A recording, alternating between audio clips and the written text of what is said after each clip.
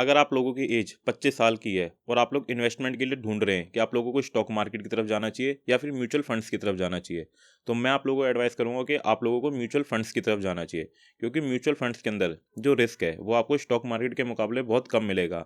हाँ, यकीनन आपको जो बेनिफिट्स है उस लेवल का नहीं मिलेगा जो स्टॉक मार्केट के अंदर आपको मिलता है, बट एक सिंसियर और रेगुलर बेनिफिट्स आपको मिलेगा। अगर आप म्यूचुअल फंड्स के अंदर 5 साल से ऊपर की कोई भी एसआईपी में इन्वेस्ट करते हैं तो आप लोगों का चाहे कितना भी लॉस हो जाए आप हमेशा प्रॉफिट में ही रहेंगे। चलिए मान लेते हैं कि आप लोगों की सैलरी 25 साल में 20,000 रुपये है, तो आप लोगों को उसका 15% यानी कि 3,000 रुपये आपको म्यूचुअल फंड्स के अंदर इन्वेस्ट करना है मंथली बेसिस पे।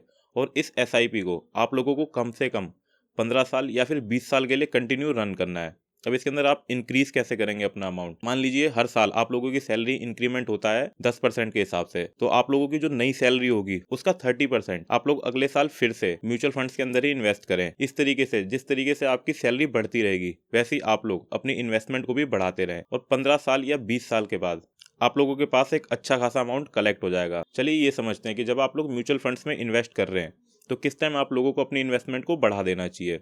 जब मार्केट अच्छा चल रहा है और आप लोगों की इन्वेस्टमेंट रेगुलर बेसिस पे बराबर चल रही है, उस टाइम आप लोगों को अपनी इन्वेस्टमेंट के साथ कोई भी छेड़छाड़ नहीं करनी चाहिए। लेकिन जब मार्केट नीचे जा रहा है उस टाइम पे अगर आप लोग अपनी इन्वेस्टमेंट को बढ़ाते हैं तो आपका रिटर्न भी बढ़ेगा। अब जब म्यूचुअल फंड्स इतने ही सिक्योर है तो हर कोई म्यूचुअल फंड्स में क्यों नहीं इन्वेस्ट करता है? स्टॉक मार्केट की तरफ भागता ही क्यों है जहाँ पर लॉस होने का खतरा हो?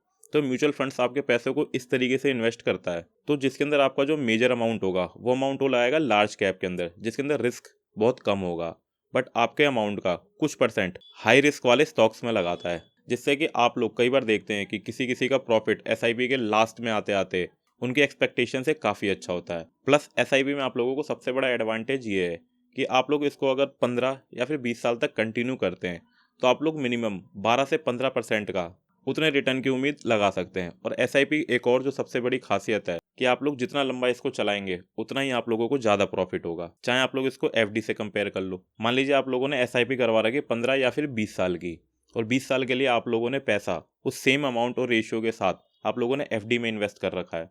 आफ्टर 15 और 20 ईयर्स आप लोगों का पैसा एसआईपी में ज़्यादा होगा और एफडी में कम होगा। एफडी आपको नॉर्मली 7% के हिसाब से रिटर्न देगा, बट म्यूचुअल फंड से आप लोग इजीली एक्सपेक्ट कर सकते हैं 12 से 15% का रिटर्न, अगर आप लोग इसको लंबे समय तक रखते हैं। और जितना लंबा समय रहेगा उतना ज़्यादा आप लोगों को बेनिफिट होगा। जो लोग अपनी 25 की एज में और इन्वेस्टमेंट के लिए प्लान कर रहे हैं उन लोगों के लिए म्यूचुअल फंड सबसे बेस्ट ऑप्शन है।